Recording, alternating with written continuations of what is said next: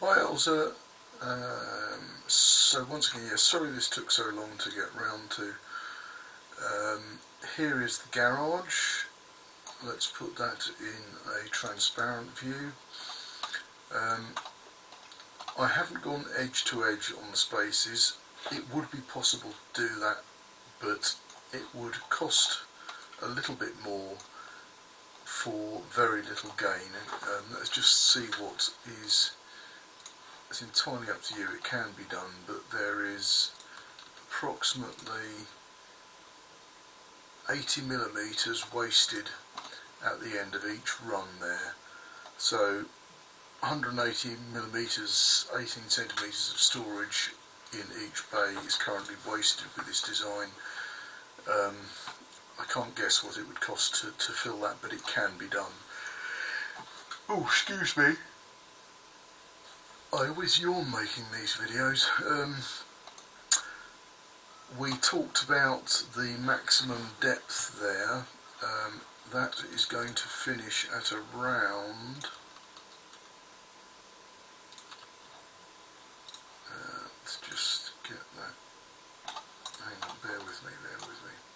It's going to be about 320 millimeters, but let's just see. Yeah, 340 from the back of the wall to the very tip of the furthest shelf feature there. 340.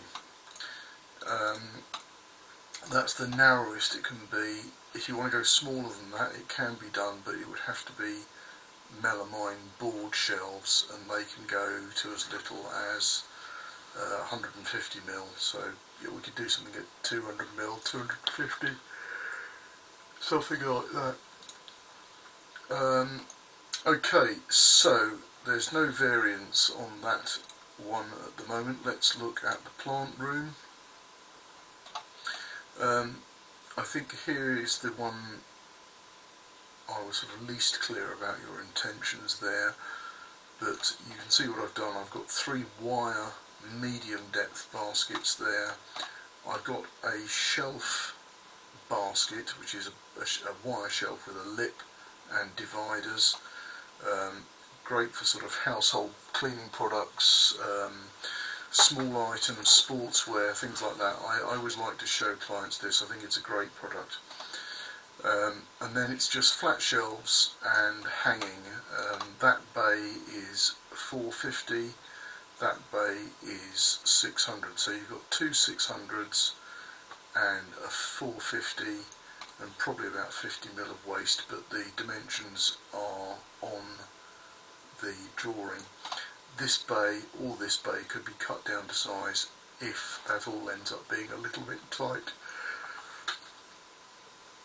It doesn't matter which side the 600mm bay goes on. It could even go in the middle. It's all sort of reversible and movable. Let's go to, and yeah, just let me know what you think there. If you had a different layout in your head, if you've got other ideas, just let me know.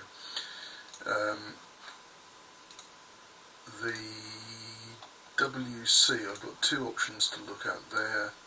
Let's go to C1, concept 1 first of all.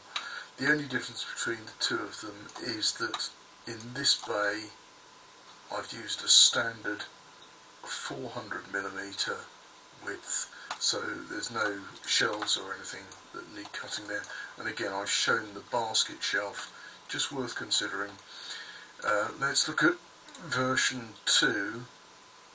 Oh, hang on, before I go, let's just measure what that gap is there.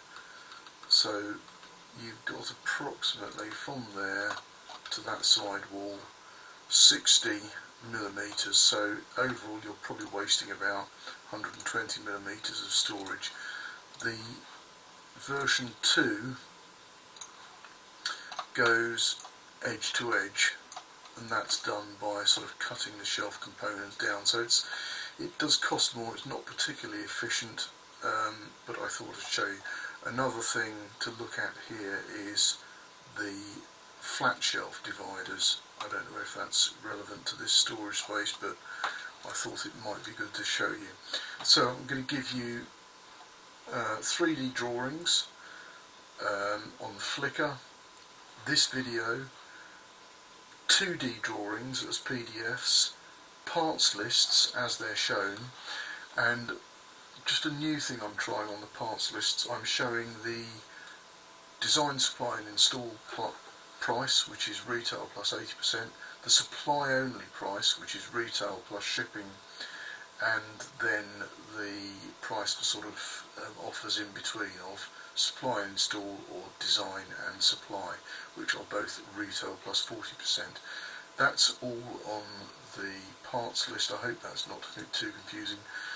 I can't remember, I think last time you installed yourself, and I can't remember where you are, so some of that may or may not be relevant, just let me know. I won't charge you anything for the design, assuming we zip through the spaces fairly quickly.